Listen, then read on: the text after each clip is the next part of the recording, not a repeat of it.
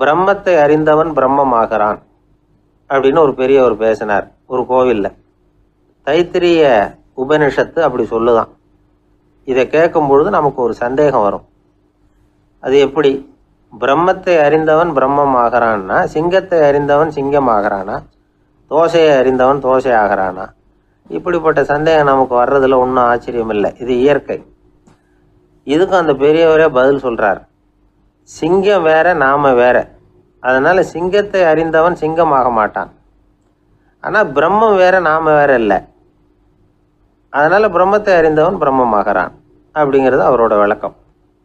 மனிதன் அவன்தான் தான் பிரம்மங்கிறது தெரியாதனால தான் அதை வேற எங்கேயோ தேடிட்டு இருக்கிறான். கடைசியில் அது தான் தாங்கிறது புரிஞ்சுக்கிற பொழுது அவன் பிரம்மம் ஆயிடுறான். இதை விளக்கிறதுக்கு ஒரு உபநிஷத்து கதையே இருக்கு. நமக்கு தெரிஞ்ச கதை தான், ஆனால் அதை வேற விதமான அர்த்தத்தில் விளையாட்டாக சொல்லிட்டு இருக்கிறோம். ஒரு சமயம் ஒரு 10 நண்பர்கள் ஒரு காட்டு வழியாக போய்கிட்டு இருக்கிறாங்க.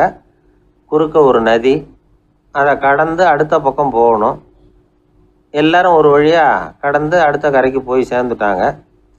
அங்கே போய் சேர்ந்ததுக்கு அப்புறம் எல்லாரும் பத்திரமா வந்து சேர்ந்துட்டோமா அப்படின்னு தெரிஞ்சுக்கிறதுக்காக எண்ணி பார்க்குறான் அந்த கூட்டத்து தலைவன்.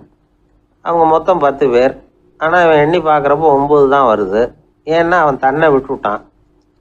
எதிரில் நிற்கிறவங்கள மட்டுமே எண்றான். ஐயோ 10வது ஆள் எங்கேங்கிறான், பதறான். சரி நீ இரு, நான் எண்ணி பார்க்குறேன்னு சொல்லிவிட்டு இன்னொருத்தன் வந்து எண்றான். அவனும் தன்னை விட்டுட்டு எண்றான். 9 தான் வருது. எல்லாரும் கொய்யோ முறையோன்னு கத்த ஆரம்பிச்சிட்டாங்க. அந்த சமயத்தில் ஒரு பெரியவர் அந்த பக்கமாக வர்றார். என்ன விஷயம்னு விசாரிக்கிறார். 10வது ஆள் 6 அடிச்சுட்டு போட்டுது அப்படின்னு சொல்லி இவங்க அழறாங்க. சரி அழாதீங்க அப்படின்னு சொல்லி அந்த தலைவனை பார்த்து இப்படி வாங்குறார். வர்றான். இப்போ எனக்கு முன்னாடி ஒரு தரம் எண்ணு பார்க்கலாம்ங்கிறார். 1 2 3ன்னு ஆரம்பித்து 9ல் வந்து முடிக்கிறான். உடனே பெரியவர் நீ தான் அந்த 10வது ஆள் அப்படிங்கிறார். இது உண்மை. நாம தான் அது. நாம தான் நம்மளை வேற எங்கேயோ தேடிட்டு இருக்கிறோம். நாம் எங்கேயோ தேடிட்டு இருக்கிறோமே, அந்த பிரம்மம் நாம தான். இப்படி ஒரு பெரிய உண்மையை விளக்கிறதுக்காக தான் அப்படி ஒரு கதை சொல்லப்பட்டது. ஆனால் அதை வந்து நாம் வேற விதமாக வேடிக்கையாக உபயோகப்படுத்திக்கிட்டு இருக்கிறோம். எப்படி தெரியுமா? ஒரு ஆத்தங்கரையில் ஒரு 10 பேர் முழிச்சுக்கிட்டே நின்றுக்கிட்டு இருந்தாங்களாம். அந்த பக்கமாக வந்த ஒருத்தன் ஏன் இப்படி முழிச்சுக்கிட்டு நிற்கிறீங்கன்னு கேட்டிருக்கிறான். எங்களுக்கு நீச்சல் தெரியாது, நாங்கள்லாம் அடுத்த கரைக்கு போய் சேரணும் அப்படின்னு நாங்களாம். சரி நாங்கள் விட்டுட்டு போய் விடுறேன். எல்லாரும் அக்கறைக்கு போய் சேர்ந்த உடனே ஆளுக்கு ₹1 வீதமாக மொத்தம் ₹10 எனக்கு கொடுக்கணும் அப்படின்ட்டுருக்கான் இவன். சரின்னு ஒத்துக்கிட்டாங்க. இவன் ஒவ்வொருத்தராக கையை பிடிச்சி மெதுவாக ஆற்றுல இறக்கி அழைச்சிட்டு போயிட்டான். 9 பேரை கரை சேர்த்துட்டான். 10வது ஆள் பாதி ஆற்றுல போயிட்டு இருக்கிறப்போ திடீர்னு வெள்ளம் வந்துட்டுது. புடி நழுவி போச்சு. கையை விட்டுட்டான். வெள்ளம் அடிச்சிட்டு போட்டுது. அழைச்சிட்டு வந்தவன் நீச்சல் அடித்து தட்டு தடுமாறி கரைக்கு வந்து சேர்ந்துட்டான். கரையில் இருந்தவங்களுக்கு இந்த விஷயம் தெரியாது. இருந்தாலும் இவன் உடம்பு பூரா நனைஞ்சி கொஞ்சம் அதிகமாக மூச்சு வாங்க நின்றுக்கிட்டு இருந்தானா, ஏங்க ஏன் இப்படி மூச்சு வாங்குது, என்ன விஷயம் அப்படின்னு கேட்டாங்களாம். அதுக்கு இவன் கொஞ்சமாக அலட்டிக்காமல் சொன்னானா, வேற ஒன்றும் இல்லை, நீங்கள் கொடுக்க வேண்டிய ₹10 ₹1 குறைஞ்சி போச்சு அவ்வளவுதான் அப்படின்னானா. ஏங்க எங்கே போயிட்டு வரீங்க அப்படின்னு கேட்டேன். எனக்கு வேண்டப்பட்ட ஒருத்தரை பார்த்து. ஆஸ்பத்திரிக்குன்னார். எந்த ஆஸ்பத்திரிக்குன்னே? மாட்டு ஆஸ்பத்திரிக்குன்னார். என்ன விஷயம்னே? மாமனாருக்கு உடம்பு சரியில்லை, அதுதான் மாட்டு ஆஸ்பத்திரிக்கு போயிட்டு வரேன்னார். அட பாவி, அதுக்கு அந்த ஆஸ்பத்திரிக்கா போவாங்க அப்படின்னு ஆச்சரியமா. அட அது இல்லைப்பா, முதல்ல எங்கள் குடும்ப டாக்டர் தான் தேடிக்கிட்டு போனேன். அவர் அந்த நேரத்தில் அவர் வளர்க்குற நாய்க்குட்டிக்கு உடம்பு சரியில்லைன்னு சொல்லி அதை தூக்கிக்கிட்டு மாட்டு ஆஸ்பத்திரிக்கு போயிட்டாராம் சொன்னாங்க. அதனால் அங்கே போய் அவரை சந்தித்து விஷயத்தை சொல்லிவிட்டு வர்றேன்னார்.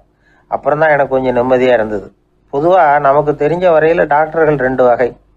நமக்கு வைத்தியம் பண்ணுற டாக்டர்கள் ஒரு வகை, நம்மக்கிட்ட இருக்கிற ஆடு மாடு கோழிக்கு வைத்தியம் பண்ணுற டாக்டர்கள் ஒரு வகை. இப்போ தான் எனக்கு தெரியும் இன்னொரு வகையான டாக்டர்களும் உண்டுங்கிறது. அது யாருன்னா பூச்சிகளுக்கு வைத்தியம் பண்ணுற டாக்டர்கள், அதாவது பூச்சி டாக்டர்கள். வெளிநாடுகளில் அப்படிலாம் கூட சில பேர் இருக்கிறாங்க. பிரிட்டனில் யார்க்ஷயர் வட்டாரத்தில் ராதர்ஹாம் அப்படின்னு ஒரு ஊர். அங்கே ஒரு விலங்கியல் மருத்துவர் பேர் டாக்டர் லான்ஸ் ஜெப்சன். அவர் ஆஸ்பத்திரி வாசலில் பார்த்தீங்கன்னா தினமும் நிறைய பேர் நின்றுக்கிட்டு இருப்பாங்க. கையில் கண்ணாடி குடுவை, தகர டப்பா இப்படி ஏதாவது இருக்கும். அதுக்குள்ளே ஏதாவது பூச்சிகள் இருக்கும். அதுக்கு வைத்தியம் பண்ணுறதுக்காக வந்தவங்க தான் அவங்க எல்லாம். சிலந்தி பூச்சி, பல்லி, தேளு, பாம்பு இப்படி ஏதாவது இருக்கும். பொழுதுபோக்காக சில பேர் நாய், பூனை, கிளி, மைனா, புறா இப்படி ஏதாவது வளர்க்குறாங்கல்ல, அது மாதிரி இப்போல்லாம் தேளு, பல்லி, பாம்பு, பூச்சி இதையெல்லாம் வளர்க்க ஆரம்பிச்சிட்டாங்களாம். இது ஒரு புது ஃபேஷன். இப்போ கூண்டுக்குள்ளே டப்பாக்குள்ளே போட்டு வளர்க்குறது, அதுக்கு ஏதாவது நோய் வந்துட்டுதுன்னா வைத்தியம் பண்ணுறதுக்கு டாக்டர்கிட்ட வந்துட வேண்டியது, இப்படி இந்த பழக்கம்லாம் நிறையா வந்துட்டுது. ரத்தம் உறிஞ்சிற அட்டைகள் கூட இவங்ககிட்ட வைத்தியத்துக்கு வருதான். சிலந்திகளில் செங்கால் சிலந்தின்னு ஒரு வகை. மத்திய அமெரிக்க காடுகளில் இது அதிகம். சிலந்திகள்லேயே ரொம்ப விலை உசந்தது இந்த ரகம்தான். கால்களில் சிவப்பு கோடுகள் இருக்கும். இந்த இனம் இப்போ குறைஞ்சிக்கிட்டே வர்றதுனால சர்வதேச விதிகளின்படி இவற்றின் ஏற்றுமதி இறக்குமதிக்கு தடை விதிக்கப்பட்டிருக்குது. அதனால் இதை வளர்க்குறவங்க வீட்டுக்குள்ளேயே இனவிருத்தி மூலமாக பெருக்கி விற்பனை பண்ணிட்டு வராங்களாம். அந்த வகை சிலந்திகள் தான் இப்போ வைத்தியத்துக்கு அதிகமாக வருதான். சரி, இதுக்கெல்லாம் எப்படி வைத்தியம் பண்ணுறாங்க? முதல்ல அதை குளிர்பதன பெட்டியின் வழுவழுப்பான சுவரில் விட்ட உடனே அதெல்லாம் மெதுவாக இறங்கி வரும். அப்போ அதன் நோயை கண்டுபிடிக்கிறது சுலபம். அப்புறம் அதுக்கு கிருமிகளை கொல்லக்கூடிய மருந்துகளையோ வலி நிவாரண மருந்துகளையோ கொடுப்பாங்க. கால் உடைஞ்ச சிலந்திகளுக்கு பசையை கொண்டு ஆப்ரேஷன் பண்ணுவாங்க. சில சிலந்திகளுக்கு உடைஞ்ச காலை எடுத்துட்டா புதிய கால் வளர்ந்துடும். சிலந்திகளை மனிதர்கள் கையில் எடுக்கிறப்போ அது பயந்து போய் கீழே குதிக்குது. அதனால் கால் உடஞ்சி விடுது, இல்லைன்னா வயிறு சேதமடையுது. அந்த நிலைமையில் வர்ற சிலந்திகளுக்கு மயக்க மருந்து கொடுத்து ஆப்ரேஷன்லாம் கூட பண்ணுறாங்களாம். பார்த்தீங்களா பூச்சிகளுக்கு வந்த வாழ்வே. நம்ம ஊர்லேயும் வீடுகளில் பூச்சிகள் வளர்க்குறது உண்டு. ஒருத்தர் வந்தார், எனக்கு 3000 கரப்பாம்பூச்சி அவசரமாக தேவைப்படுது, எங்கே கிடைக்கும்னு கேட்டார். கரப்பாம்பூச்சியா? அது என்னத்துக்குன்னு கேட்டோம். அது வேற ஒன்றும் இல்லை, நான் குடியிருக்கிற வாடகை வீட்டை காலி பண்ண போகிறேன். வீட்டு சொந்தக்காரர் என்ன சொல்கிறாருன்னா, இந்த வீட்டுக்கு நான் குடி வந்தப்போ எப்படி இருந்ததோ அதே நிலைமையில் விட்டுட்டு போகணும்னு வீட்டுக்காரர் சொல்லியிருக்கிறார், அதனால தான் கேட்டேன் அப்படின்னார். உலகத்தில் எது எதுக்கும் ஆராய்ச்சி கூடங்கள் இருக்குதுல்ல, அது மாதிரி தூக்கத்தை பற்றி ஆராய்ச்சி பண்ணுறதுக்கு ஒரு ஆராய்ச்சி கூடம் இருக்குது. அப்படி ஆராய்ச்சி பண்ணணும்னா அதுக்கு மூழ்கிக்கிட்டு இருக்கணும்ல. அதனால தான் அந்த ஆராய்ச்சி கூடம் இங்கே இல்லை. அமெரிக்காவில் பாஸ்டன் பல்கலைக்கழக மருத்துவமனையில் அது இருக்குது. அங்கே தூக்கத்தை பற்றி பலவிதமான ஆராய்ச்சிகள் பண்ணிகிட்டு இருக்கிறாங்க. அந்த ஆராய்ச்சி கூடத்தில் இயக்குனராக இருக்கிற ஒரு நிபுணர், அவர் என்ன சொல்கிறாரு தெரியுமா? உங்களுக்கு தூக்கம் வரலையா, நீங்கள் நல்லா தூங்குறதுக்கு தாராளமாக சில யோசனைகளை என்னால் சொல்ல முடியும் அப்படிங்கிறார். யோசனை தானே, காசா பணமாக கேட்டு வச்சுக்கலாமே. உணவு, மனநிலை, தூங்கும் இடத்தோட சூழ்நிலை, படுக்கைக்கு செல்கிறப்போ உள்ள பழக்க வழக்கங்கள், இது காரணமாக ஒருத்தருக்கு தூக்கம் வராமல் போகலாம். தூக்கம் வராததுக்கு இதுதான் காரணம்னா அதையெல்லாம் சுலபமாக கட்டுப்படுத்தலாங்கிறார் அவர். தூக்கத்தை வரவழைக்கக்கூடிய ஒரு நல்ல மருந்து உடற்பயிற்சி. ஆனால் ஒன்று, படுக்க போகிற நேரத்தில் இது மாதிரி உடற்பயிற்சிகள் எல்லாம் செய்யக்கூடாது. கொஞ்சம் முன்னாடி பகல்லையே இந்த பயிற்சிகளை செய்கிறது நல்லது. தூக்கம் வராமல் அவதிப்படுறவங்க பிற்பகல் நேரங்களில் காஃபி, டீ இது மாதிரி பானங்களை சாப்பிடக்கூடாது.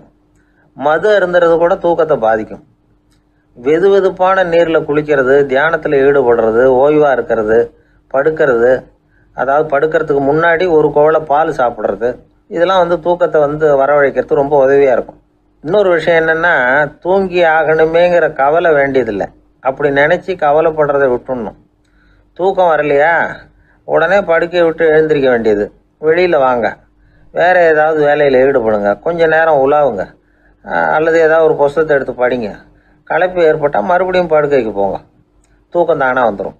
ஒரு விஷயத்தை மட்டும் நல்லா ஞாபகத்தில் வச்சுக்கணும். படுக்கைக்கு போகிறப்போ உங்கள் மற்ற எல்லா பிரச்சனைகளையும் மறந்துடணும். அது எப்படி சார் முடியும்? அந்த நேரம் தானே எல்லா பிரச்சனையும் வரிசையாக ஞாபகத்துக்கு வருது அப்படின்னு நாம் நினைக்கலாம். ஆனால் பழக்கத்தில் அதை நாம் மாற்றிக்க முடியும். கொஞ்சம் முயற்சி பண்ணணும், அவ்வளோதான். இது எல்லாமே ஆராய்ச்சி பண்ணி பார்த்துட்டு அந்த நிபுணர் சொல்கிற கருத்து தான். இன்னொரு விஷயமும் அவர் சொல்கிறார். அது என்னென்னா, உடல் கோளாறு காரணமாக தூக்கம் வராமல் அவதிப்படுறவங்களுக்கெல்லாம் இந்த யோசனைகள் சரியாக வராது அப்படிங்கிறார். அதுக்கெல்லாம் மருத்துவ சிகிச்சை கொடுத்து தான் சரி பண்ணணும். சில பேருக்கு நடு ராத்திரியில் மூச்சு திணறல் ஏற்பட்டு தூக்கம் வராமல் போயிடும். ஊரெல்லாம் தூங்குறப்போ தான் மட்டும் தூங்காமல் மூழ்கிட்டு இருக்கிறது, ஊரெல்லாம் மூழ்கிட்டு இருக்கிறப்போ தான் மட்டும் தூங்குறது, இது மாதிரி கோளாறுகளால் சில பேர் பாதிக்கப்படலாம். காலு தசை முறுக்கிக்கிறதுனால சில பேருக்கு அடிக்கடி விழிப்பு வரலாம். மன அழற்சி காரணமாக சில பேருக்கு தூக்கம் வராது. இது மாதிரி கோளாறுகளுக்கெல்லாம் அதுக்கு தகுந்த மாதிரி சிகிச்சை கொடுத்து தான் சரி பண்ண வேண்டியிருக்கும். எந்த கோளாறும் இல்லாமல் தூக்கம் வரலைன்னா ஆரம்பத்தில் சொன்ன முறைகளை கடைபிடிச்சு பார்க்கலாம். தூக்கம் வந்ததுன்னா யோசனை சொன்ன அந்த நிபுணருக்கு நன்றி சொல்லலாம். ஒருத்தர், ஏன் சார் பஸ்ஸில் தூங்குறது கெட்ட பழக்கமானு கேட்டார். இல்லையே, நான் கூட பஸ்ஸில் போகிறப்ப தூங்கிட்டு தானே போவேன் அப்படின்னார் இன்னொருத்தர். அப்புறம் ஏன் என்ன டிரைவர் வேலை வேணாம்னு வீட்டுக்கு அனுப்பி வச்சுட்டாங்க அப்படின்னாராம் அவர். 1816 வருஷம் செப்டம்பர் மாதம் 11 பிரான்ஸ் தேசத்தில் உள்ள ஒரு மருத்துவமனை. அங்கே ஒரு இளம் டாக்டர் கொஞ்ச நாளைக்கு முன்னாடி தான் அந்த ஆஸ்பத்திரியில் புதுசாக வேலைக்கு சேர்ந்துருக்கிறார். அவர் பேர் ரெனே லெனக். அவர் அன்னைக்கு காலையில் அந்த மருத்துவமனையில் அப்படியே ரவுண்ட்ஸ் வந்துக்கிட்டு இருக்கிறார். வார்டில் ஒரு படுக்கையில் ஒரு இளம் பெண் படுத்திருக்கிறா. அந்த பொண்ணுக்கு இருதய நோயாக இருக்கலாம்ங்கிறது மற்ற டாக்டர்கள் சந்தேகம். அந்த காலத்துல எல்லாம் ஒருத்தருடைய இருதய துடிப்பை தெரிஞ்சுக்கணும்னா நோயாளியின் மார்பில் டாக்டர் வந்து காதை வச்சு பார்த்து தான் தெரிஞ்சுக்கிறது வழக்கம். ஆனால் இந்த பெண்ணும் வந்து இளம் பெண், அந்த டாக்டரும் புதுசாக சேர்ந்துருக்கிறவர். அதனால் பரிசோதனை பண்ண தயங்கினார். கொஞ்ச நேரம் யோசனை பண்ணார். திடீர்னு ஒரு ஞாபகம் வந்தது அவருக்கு. அதாவது அன்னைக்கு விடியற் காலையில் தோட்டத்தில் அப்படியே வாக்கிங் போயிட்டு இருந்தப்போ சின்ன பசங்கள்லாம் ஒரு மரக்கட்டையை வச்சு விளையாடிக்கிட்டு இருந்தாங்களாம். அதை இவர் பார்த்துருக்கிறார். அது என்ன விளையாட்டுனா, ஒரு நீளமான மரப்பலகை, அதில் ஒரு முனையில் ஒரு பையன் தன்னுடைய காதை வச்சுக்கிட்டு இருக்கிறான், மறுமுனையில் இன்னொரு பையன் அந்த மரப்பலகையை ஒரு ஆணியால் கீறிக்கிட்டு இருக்கிறான். ஒரு முனையில் ஆணியால் கீறும் பொழுது மறுமுனையில் காதை வச்சிருக்கிற பையனுக்கு அந்த சத்தம் துல்லியமாக கேட்குது. அந்த டாக்டருக்கு காலையில் பார்த்த இந்த விளையாட்டு ஞாபகத்துக்கு வந்துட்டுது. உடனே என்ன பண்ணார் தெரியுமா? ஒரு நீளமான காகிதத்தை எடுத்தார். அதை அப்படியே உருளை மாதிரி உருட்டினார். ஒரு முனையை அந்த நோயாளியின் மார்பில் இடது பக்கம் வச்சார், இன்னொரு முனையில் தன்னுடைய காதை வச்சார். என்ன ஆச்சரியம்!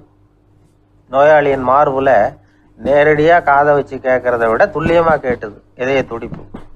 இதய துடிப்பு மட்டும் இல்லை, மூச்சு இழுத்து விடுறது, திரவ பொருள்களின் அசைவு, எல்லா சத்தமும் தெளிவாக கேட்குது. கிரேக்க மொழியில் ஸ்டெத்தாஸ் அப்படின்னா மார்பு, ஸ்கோப்பின் அப்படின்னா பார்ப்பதுன்னு அர்த்தம். அதனால் டாக்டர் ரெனே லெனக் தான் கண்டுபிடிச்ச கருவிக்கு ஸ்டெத்தஸ்கோப் அப்படின்னு பேர் வச்சார். அவரே வந்து முதல் மாடலையும் செஞ்சார். அளவு ரொம்ப பெருசாக இருந்தது, சுலபமாக எடுத்துகிட்டு போகிறது கஷ்டம், அது அவ்வளோ கஷ்டமாக இருந்தது அது. அதனால் அவரே அதை அப்புறம் 2 பிரிவாக தயார் பண்ணார். இது 2 துண்டையும் டாக்டர் தன்னோட கோட்டு பாக்கெட்டில் வச்சுக்கலாம், தேவைப்படுறப்ப எடுத்து ஒன்றா சேர்த்துக்கலாம். இப்படி தான் அவர் ஆரம்பத்தில் பண்ணார். தன்னுடைய இந்த கண்டுபிடிப்பை பற்றி அவர் ஒரு புத்தகம் எழுதினார். நிறைய விற்றுது, புகழும் பணமும் சேர்ந்தது. பணமும் புகழும் வந்து சேர்ந்தது மாதிரியே அவருக்கு ஒரு நோயும் வந்து சேர்ந்தது. அது என்ன நோயின்னு கண்டுபிடிக்கிறதுக்கும் அவர் கண்டுபிடிச்ச கருவி தான் உபயோகப்பட்டு தான். அவரே அதை கண்டுபிடிச்சார். அவருக்கு வந்திருந்தது காச நோய். 1826 வருஷம் ஆகஸ்ட் மாதம் 13 உலகத்தின் முதல் ஸ்டெதஸ்கோப்பை கண்டுபிடிச்ச டாக்டர் ரெனே லெனக் காலமானார். அவர் சாகிறதுக்கு முன்னாடி மரத்தால் செஞ்சு வச்சுருந்த ஸ்டெதஸ்கோப்பை தனக்கு வேண்டியப்பட்ட ஒரு டாக்டர்கிட்ட கொடுத்து, என்னுடைய சொத்துக்கள்லேயே ரொம்ப வசந்தது அப்படின்னு சொன்னாராம். அதுக்கப்புறம் 3 வெள்ளைக்காரங்க சேர்ந்து இந்த கருவியில் சில மாற்றங்களை பண்ணாங்க. ஆனால் 1829 லண்டனில் டாக்டர் நிக்கோலஸுங்கிறவர் ஒரு காதால் இதய துடிப்பை கேட்குறத விட டாக்டர் 2 காதாலையும் கேட்கறது தான் சரியாக இருக்கும் அப்படின்னு ஒரு கருத்தை வெளியிட்டார். அதுக்கப்புறம் ரொம்ப காலம் கழித்து 1852 ஜார்ஜ் காமான் அப்படிங்கிறவர் ரப்பர் டியூபுகளை உபயோகப்படுத்தி 2 காதாலையும் கேட்குற மாதிரி ஒரு புதிய வடிவத்தை அதுக்கு கொடுத்தார். அதுக்கு பிறகு அது படிப்படியாக எவ்வளவோ மாற்றங்கள் இருந்தாலும் ஆரம்பத்தில் டாக்டர் ரெனே லெனக் உருவாக்கின அடிப்படை மாடலை யாரும் மாற்றி அமைக்கலைங்கிறது தான் முக்கியமான விஷயம். நமக்கு தெரிஞ்ச ஒரு ஆஸ்பத்திரி, அதில் ஒரு நோயாளி, காலை நேரத்தில் நர்ஸு அந்த பக்கமாக போயிட்டு இருந்தாங்க.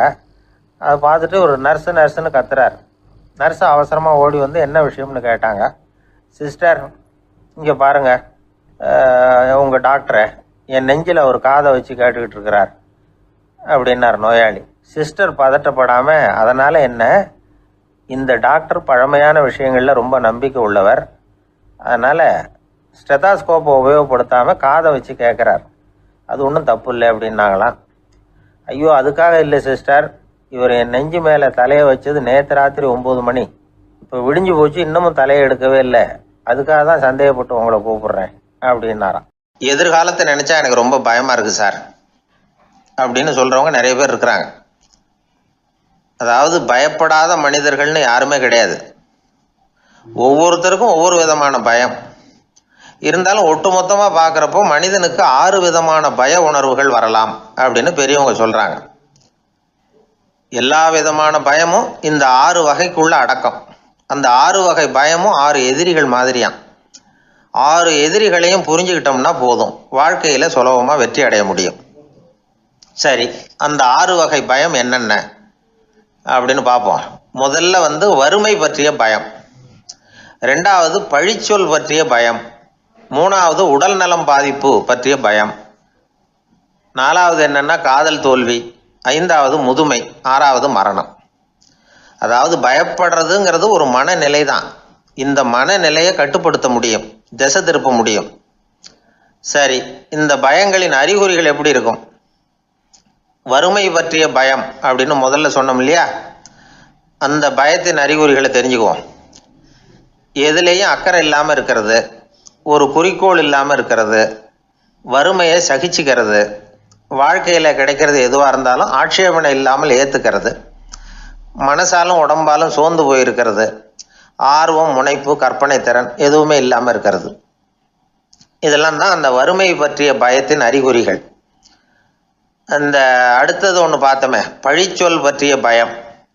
அதாவது அடுத்தவங்க நம்மளை குறை சொல்லி விடுவாங்களோ அப்படிங்கிற பயம். இதுக்கு அறிகுறி என்ன தெரியுமா? புதியவர்களை சந்திக்கிறதுக்கு பயப்படுறது, முடிவு எடுக்க முடியாமல் குழம்புறது, பிரச்சனைகளை தவிர்க்க விரும்புறது, தாழ்வு மனப்பான்மை, வரவுக்கு மீறி செலவு செஞ்சு இமேஜை உயர்த்திக்கிறது, குறிக்கோள் இல்லாத வாழ்க்கை, இதெல்லாம் தான் அதுக்கு அறிகுறிகள். 3வது பயம் உடல் நலம் பாதிப்பு பற்றிய பயம், அதாவது நோய் பற்றிய பயம். ஒரு உண்மை என்ன தெரியுமா?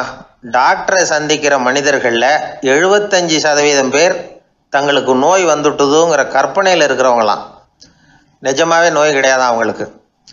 இந்த பயத்தின் அறிகுறிகள் என்னென்னா, வியாதிக்கான அறிகுறிகள் தன்னிடம் இருக்கிறதாக நினச்சிக்கிறது, எந்த நேரமும் வியாதியை பற்றியே பேசி பேசி மனசை அங்கேயே வச்சிருக்கிறது, நோய் சம்பந்தமான செய்திகளை படித்து நமக்கு இப்படி ஆயிடுமோ அப்படின்னு வேதனைப்படுறது, இதெல்லாம் தான் அதுக்கு அறிகுறிகள்.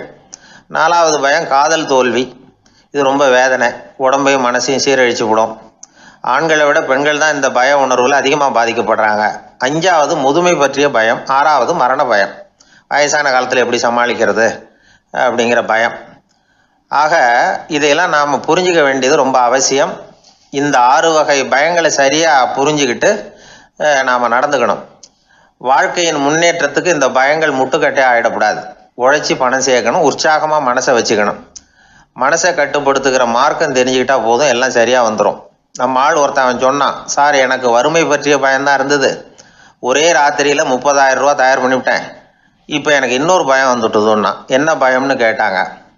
போலீஸு கண்டுபிடிச்சிருமோங்கிற பயம்னா. இது இந்த பயத்தில் அடங்காது. அதனால் அஞ்சி அஞ்சி சாவார், அஞ்சாத பொருள் இல்லை அப்படின்னு பாரதி சொன்னார் இல்லையா, அது மாதிரி பயத்தை புரிந்து கொண்டு அதற்கு தகுந்த மாதிரி நம்முடைய வாழ்க்கையை அமைத்து கொள்ள வேண்டும். அப்படி அமைத்து கொள்ளுகிறவர்களுக்கு வெற்றி நிச்சயம். அந்த காலத்துல எல்லாம் படிக்கிறதுங்கிறது எப்படி தெரியுமா? குருகுல வாசம் செஞ்சு படிக்கணும். ஆசிரியருங்கிறவர் ஆசிரமத்தில் இருப்பார். அங்கே போய் அவருக்கு தொண்டுகள் செய்யணும், துணிகள்லாம் துவைச்சி போடணும், தூங்கும்போது காலை பிடிச்சி விடணும், புழுக்கமாக இருந்தால் விசிறி மட்டை எடுத்து விசிறணும்.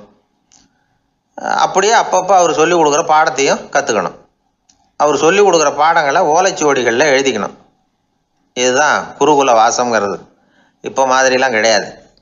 ஆக குருகுல வாசம்ங்கிறது மனசையும் பண்படுத்தும், அறிவையும் பண்படுத்தும். அப்படி ஒரு பயிற்சி அது. அந்த காலத்தில் பஞ்சபாண்டவர்கள் ஒரு குருகுலத்தில் படிக்க போனாங்களாம். ஏற்கனவே அங்கே ஒரு 15 பேர் இருந்திருக்கிறாங்க. இவங்களையும் சேர்த்து மொத்தம் 20 பேர். எல்லாரும் ரொம்ப ஆர்வத்தோடு அங்கே தங்கி படிச்சுக்கிட்டு இருக்கிறாங்க. 2 வருஷம் ஓடி போச்சு. எல்லாரும் ஊருக்கு திரும்ப வேண்டிய நேரம். ஆசிரியர் ஒவ்வொருத்தராக கூப்பிட்டார். இது வரைக்கும் என்ன கற்றுக்கிட்ட அப்படின்னு கேட்டார். அவங்க தாங்கள் எழுதி வச்சுருந்ததை சொன்னாங்க, கற்றுக்கிட்டதை சொன்னாங்க. அங்கே படிக்க வந்தவங்க எல்லாருமே புத்திசாலிகள். அது மட்டும் இல்லை, பல பேர் அரச குடும்பத்தை சேர்ந்தவங்க, இளவரசர்களாக வேற இருக்கிறவங்க. அதனால் அவங்கக்கிட்ட அபாரமான கல்வி அறிவை எதிர்பார்த்தார். ஒருத்தன் வந்தான், தான் எழுதி வச்சிருந்த சரித்திர பாடம் பூராவையும் படித்து காட்டினான். இன்னொருத்தன் வந்தான், தான் எழுதி வச்சிருந்த பூகோள பாடம் பூராவையும் படித்து காட்டினான். இப்படி ஒவ்வொருத்தராக அவங்க படித்தது என்னங்கிறத படித்து காட்டிவிட்டு போனாங்க. கடைசியாக தர்மர் வந்தார், பேசாமல் நிற்கிறார். தன் கையில் இருந்த ஓலைச்சுவடி கேட்டால் அவர் பிரிக்கவே இல்லை. ஆசிரியர் இவர்கிட்ட தான் அதிகமாக எதிர்பார்த்தார். ஆனால் இவரும் பேசாமல் நின்றுட்டு இருக்கிறார். நீ என்ன கற்றுக்கிட்ட சொல்லு, ஓலைச்சுவடியை பிரித்து படினார் அந்த முனிவர். தருமர் அசையவே இல்லை. மெதுவாக சொன்னார், ஐயா, நான் கற்றுக்கிட்டது ஒன்றே ஒன்று தான். அதுதான் வாழ்க்கையில் எனக்கு ரொம்ப முக்கியமான பாடமாக அமையும் அப்படின்னார். என்னது, என்கிட்ட 2 வருஷ காலமாக படிச்சு விட்டு கடைசியில் கற்றுக்கிட்டது ஒன்றே ஒன்று தானா அப்படின்னார் முனிவர். அவருக்கு ஒன்றும் புரியல. மற்ற மாணவர்களை விட இவர் பண்புகளில் உயர்ந்தவர், அறிவில் சிறந்தவர், வயசில் முதிர்ந்தவர். இவரே இப்படி சொன்னால் மற்றவங்க நிலைமை என்னத்துக்கு ஆறுது? அவங்க ரொம்பவும் கெட்டு போயிடுவாங்களே அப்படின்னு அவர் யோசனை பண்ணார். தர்மா, நல்லா யோசனை பண்ணி பதில் சொல்லு. 2 வருஷமாக நீ கற்றுக்கிட்டது என்ன அப்படின்னு தானே நான் கேட்குறேன். அதை கொஞ்சம் யோசனை பண்ணி சொல்லுன்னார் முனிவர் கொஞ்சம் கோபமாக. தருமர் முகத்தில் எந்த மாறுதலுமே இல்லை. இல்லையா, 2 வருஷமாக நான் கற்றுக்கிட்ட முக்கியமான பாடம் ஒன்றே ஒன்று தான்னார். இப்போ அந்த முனிவருக்கு கோபம் அதிகமாக வந்துடுச்சு. ஏன்பா, உனக்கு வெக்கமா இல்லையா? உன்னை விட வயசில் குறைஞ்சவங்க எவ்வளவு பாடம் கற்றுக்கிட்டு இருக்கிறாங்க, எவ்வளவு விரிவாக அவங்க படித்து காட்டினாங்க. நீயும் கூட நிறைய குறித்து வச்சிருக்கிற போல இருக்கு, அதை ஏன் பிரித்து படிக்கக்கூடாது அப்படின்னார். ஐயா, நான் சொல்கிறது உங்களுக்கு ஏமாற்றமாக இருந்தால் என்னை மன்னிக்கணும். நான் ரொம்ப முக்கியமாக கற்றுக்கிட்டு இருக்கிறது ஒன்றே ஒன்று தான், மற்ற எதையும் சொல்கிறதுக்கு விரும்பலைன்னார். மாணவர்கள்லாம் சிரிச்சுட்டாங்க. முனிவருக்கு கோபம் அளவுக்கு மீறி வந்துட்டு ஓங்கி அரைஞ்சு விட்டார் தருமரை அவர் கன்னத்தில். தருமர் கண்ணை செவந்து போட்டுது, கண்கள் கலங்கி போச்சு. ஆனாலும் அவர் அமைதியை இழக்கலை, தலை குனிஞ்சு நிற்கிறார். இவருடைய புடிவாதம் முனிவருக்கு இன்னும் ஆத்திரத்தை உண்டாக்கி விட்டது. இன்னொரு கண்ணத்திலே அரைஞ்சார். எல்லாரும் பயந்து போய் அமைதியாக நின்றுட்டு இருக்கிறாங்க. முனிவர் கத்துறார், அப்படி நீ கற்றுக்கிட்ட அந்த முக்கியமான பாடம் தான் என்ன, அதையாவது சொல்லு அப்படின்னார். ஐயா, அதை மட்டும் ஒரு ஓலைச்சுவடியில் தனியாக குறித்து வச்சிருக்கிறேன், இந்தாங்க, இதை நீங்களே படித்து பாருங்கன்னார். தருமர் ஓலைச்சுவடியை நீட்டினார். முனிவர் அதை வாங்கி பிரித்தார், சத்தம் போட்டு படித்தார். என்ன எழுதியிருக்காருன்னா, எப்படிப்பட்ட சோதனை ஏற்பட்டாலும் நிதானம் இழந்து கோபத்துக்கு ஆளாகக்கூடாது அப்படின்னு. இதுதான் அந்த ஓலைச்சுவடியில் அவர் எழுதி வச்சிருந்தது. அந்த ஒரு கணத்திலேயே முனிவரும் எல்லா மாணவர்களும் தர்மரை புரிஞ்சுக்கிட்டாங்களாம். அவர் கற்றுக்கிட்டது ஏட்டு சுரக்காய் இல்லை, வாழ்க்கையில் பயன்படக்கூடிய முக்கியமான அனுபவ பாடம். முனிவர் கண்களில் கண்ணீர். தர்மரை அன்போடு கட்டி தழுவிக்கிட்டார். அப்புறம் சொன்னார், தர்மா, என்னை மன்னிச்சுரு, நீ மாணவன் இல்லை, ஆசிரியன். நான் இது வரைக்கும் தெரிஞ்சிக்காத அனுபவ பாடத்தை நீ இப்போ எனக்கு கற்றுக் கொடுத்துட்ட அப்படின்னு சொன்னாராம். அதனால் நிதானம் தவறக்கூடாதுங்கிறது ரொம்ப முக்கியமான ஒரு செய்தி. ஒரு ஆசிரியர் மாணவனை ஒரு கன்னத்தில் ஓங்கி அரைஞ்சுட்டார். இவன் நிதானம் தவறல, அமைதியாக நின்றுக்கிட்டு இருந்தான். அவர் ஒரு தடவை அரைஞ்சதும் எப்படி உன்னால் நிதானம் தவறாமல் இருக்க முடிஞ்சுது அப்படின்னு கேட்டாங்க நண்பர்கள். அவன் சொன்னான், நான் நிதானம் தவறி இருந்தா எங்கள் வாத்தியார் இன்னொரு கன்னத்துலேயும் அரைஞ்சிருப்பார், அது அதை விட பலமாக இருக்கும், அதனால தான் நான் அப்படி இருந்தேன் அப்படின்னு நானா. ஆக நாம் தெரிந்து கொள்ள வேண்டியது, வாழ்க்கையில் நிதானம் தவறாமல் இருக்க வேண்டும். அதுதான் வெற்றியின் ரகசியம். அந்த ஆளை கண்டா ஏன் இப்படி முகத்தை திருப்பிக்கிட்டு வர்றீங்க அப்படின்னு கேட்டார் ஒருத்தர் நண்பர்கிட்ட. எலெக்ஷனில் அவன் எதிர்த்து நின்னவன் சார், என்ன அவங்ககிட்ட நமக்கு என்ன பேச்சுவார்த்தை அப்படின்னாரான் ரொம்ப கோபமாக இவர். சரி, அந்த ஆள் யாருன்னு கேட்டேன். என் கூட பிறந்த தம்பி தான் சார் அப்படின்னார் அந்த கோபம் குறையாமல். அதாவது நம்ம ஊர் நிலவரம் இப்படி, அதாவது அண்ணனும் தம்பியும் எதிர்த்து நிற்பாங்க தேர்தலில், ஒருத்தர் கண்டா பேசிக்கிறது இல்லை. ஆனால் இங்கிலாந்தில் எப்படி தெரியுமா, அங்கே ஒரே மேடையில் போட்டி போடுற 2 வேட்பாளர்களும் பேசுவாங்களாம், பட்டிமன்றம் மாதிரி. ஒருத்தர் முதல்ல எழுந்திருப்பார், நான் இந்த தேர்தலில் வெற்றி பெற்றால் என்னென்ன செய்வேன் அப்படின்னு சொல்லிவிட்டு உட்காருவார். அதுக்கப்புறம் அடுத்தவர் எழுந்திருப்பார், அவர் சொல்லுவார், நான் வெற்றி பெற்றால் இந்த மக்களுக்கு என்னென்ன செய்வேன், இந்த நாட்டுக்கு என்னென்ன செய்வேன் அப்படிங்கிறத சொல்லிவிட்டு உட்காருவார். 2 பேரும் ஒரே மேடையில் பேசுவாங்க. மக்கள் 2 பேர் பேச்சையும் கேட்டுக்கிட்டு ஒரு முடிவுக்கு வருவாங்க. இதுதான் அங்கே உள்ள பழக்கம். இங்கே அப்படி இல்லை. இங்கே ஒருத்தர் பார்த்தாவே முகத்தை திருப்பிக்கிறது. ஒரு தடவை இது மாதிரி ஒரு கூட்டம் நடந்துகிட்டு இருக்கு அங்கே வெளிநாட்டில் தான். நேரத்துக்கு சரியாக ஒரு வேட்பாளர் வந்து சேரலை. இது இங்கிலாந்தில் நடந்த நிகழ்ச்சி. அப்புறம் என்னாச்சுன்னா, ஒருத்தர் வந்துட்டார், இன்னொருத்தர் வந்து சேரலை. அப்புறம் உடனே அந்த ஒருத்தர் வந்தவர் பேச ஆரம்பிச்சிட்டார். அதாவது அந்த இன்னொருத்தர் சார்பாகவே பேசிட்டாராம். அதாவது அவர் வரல, நான் அவர் சார்பாக நான் பேசிடுறேன், அதாவது அவர் ஜெயிச்சுட்டா அவர் என்னென்ன செய்வார் இந்த நாட்டுக்கு அப்படின்னு சொல்லி அவர் பக்கத்தில் உள்ள நியாயத்தை எடுத்து இவரே சொல்லிட்டாராம். இப்படிலாம் அங்கே நடந்துதான். இது எப்பேற்பட்ட தேர்தல் பண்பாடு பாருங்க. அதனால் இன்னொரு விஷயம், இப்போ இங்கிலாந்துலாம் ஓட்டு கேட்குறப்ப வெற்றியா தோல்வியாங்கிறத ஓரளவுக்கு யூகிச்சு விடலாமா. இப்போ ஒரு வேட்பாளர் ஒரு வீட்டுக்கு முன்னாடி போய் நின்று எனக்கு ஓட்டு போடுங்கன்னு கேட்குறாருன்னு வச்சுங்களேன், அதுக்கு என்ன பார்த்து செய்கிறோம், போயிட்டு வாங்க அப்படின்னு சில வீடுகளில் வாசலில் நின்னே சொல்லி அனுப்பிச்சிருவாங்களாம். வேறு சில வீடுகளில் எப்படின்னா, வேட்பாளரை வீட்டுக்குள்ளே கூப்பிட்டு காபி சாப்பிட சொல்லி உபசரித்து அதுக்கப்புறம் அனுப்பி வைக்கிறது வழக்கமாக. இதில் எந்த வீட்டு ஓட்டு நிச்சயம் தெரியுமா? வாசலில் நின்று வழி அனுப்பி வச்சுட்றாங்க பாருங்க, அவங்க ஓட்டு நிச்சயம். உள்ளே கூப்பிட்டு காப்பி கொடுத்து அனுப்புகிறாங்க பாருங்க, அவங்க ஓட்டு நிச்சயம் இல்லையா? சரி, அப்புறம் ஏன் அந்த உபசரிப்பு அப்படின்னு கேட்டால் அதுக்கு ஒரு காரணத்தை சொல்கிறாங்க. அதாவது அது ஒரு அனுதாபத்தை தெரிவிக்கிற முறையாம். ஐயோ பாவம், நாம் இவருக்கு ஓட்டு தான் போட போகிறதில்ல, எதையாவது செய்வோம், காப்பியாவது சாப்பிட்டு போகட்டும் அப்படிங்கிற எண்ணமா. இப்படி அந்த ஒரு பழக்கம். ஆக அந்த ஊரில் நிறைய காப்பி சாப்பிட்ணும்னு ஒருத்தர் ஆசைப்பட்டால் தேர்தலில் தோற்று போகிறதுக்கு தயாராக இருக்கணும். ஒரு சமயம் ஒரு ஊரில் தேர்தல் நடந்துதான். ஒரு தொகுதியில் நின்று தோற்று போன ஒருத்தர் கையில் ஒரு துப்பாக்கியோட ஊருக்குள்ளே சுற்றிக்கிட்டு இருந்தாராம். ஒரு போலீஸ்காரர் அவரை பார்த்துட்டு சந்தேகப்பட்டிருக்கார். அதனால் அவரை தடுத்து நிறுத்தி, என்ன இது துப்பாக்கியோட சுற்றுறீங்களேன்னு விசாரிச்சிருக்கார்.